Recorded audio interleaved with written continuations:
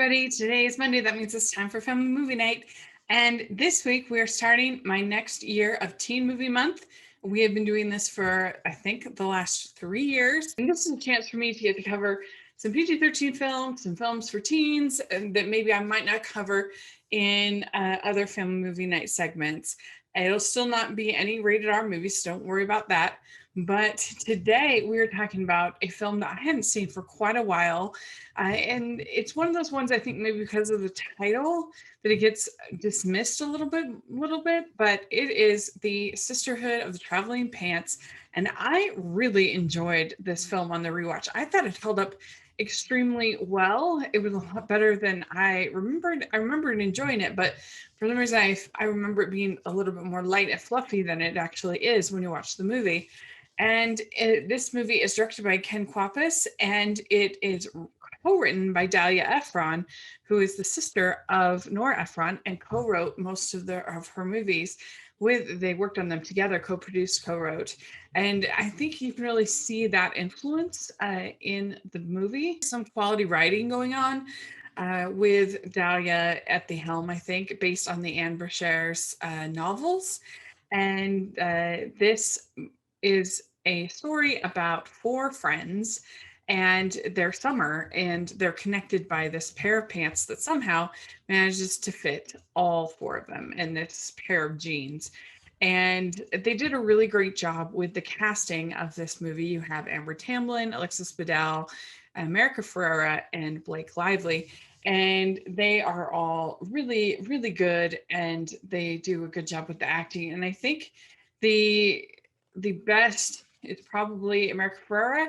She does a very good job in her story, and her story had a lot of heart and warmth. And I think something that a lot of teens will be able to relate to, because she goes to visit her father, played by Roderick Whitford, and it turns out he is getting remarried and has this whole new family, and that's really difficult for her. And I think that makes a lot of sense. And the way that he kind of dismisses her, and she feels like she's been replaced and he doesn't really care about her. I thought that was very well done, and that story and the ending really worked for me. I teared up. I really did. And then you have the Amber Tamblyn character.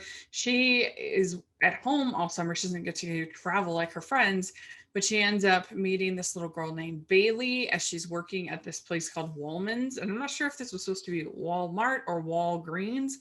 I think Walmart, but and she's working. She meets this girl, and turns out the little girl has leukemia, and that was a pretty sad storyline, but moving and effective. And I thought, well done, well acted. And then you have Blake Lively, who is trying to win the attention of this boy when she's at summer camp, but he's older. He's in his 20s, and she is just 16. So he doesn't respond the way that she hopes to her advances.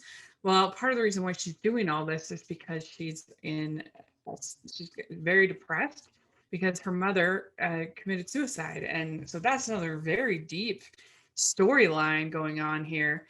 The only one that I would describe as kind of light and fluffy would be Alexis Bledel's storyline, where she goes to Greece to get to know her relatives there. And she meets a boy named Kostas, and they have a little fling, first love kind of thing. And that was really fun for me to watch on this one, because not only have I been to Greece when I was younger, but also because I got to interview Michael Rady, who played Kostas. It was his first role, and he told me some really fun things about that experience and how great Ken Kwapis was in helping him in his first role that he ever did, and what that was like. So that was sort of fun to see the movie now that I have that behind the scenes story. And I'll put a link to that interview if you want to check it out. I think you really enjoy it. He was awesome. And so, yeah, I really liked this movie. I thought the acting was really strong. I thought that there was some real meat to each of the storylines. I think that there's enough romance and lighter parts too to balance it all out. And overall, I just thought it was a really solid, relatable story of 4 teens and their summers. And so I think it's good. And they should have this slot device of the pants to kind of connect them all, but you don't really need it, and you'd just be about four girls and their summers, and I think that's great. So I don't know if you haven't, if you've seen this, let me know what you think. Did you think it held up as well as I did? I would love to hear your thoughts. And please like this video. Please subscribe to my channel. I'll put a link to all of the Teen Movie Month videos in the description, so make sure to check that out. And make sure that you check out the Hallmarkies podcast for tons of fun interviews and other content over there as well. And we also have our merch store and patron group. We just barely got to talk with Lacey Chabert, one of our watch alongs. So that was pretty cool. So it's definitely worth joining for only $2 a month, and you help support us for what we're doing.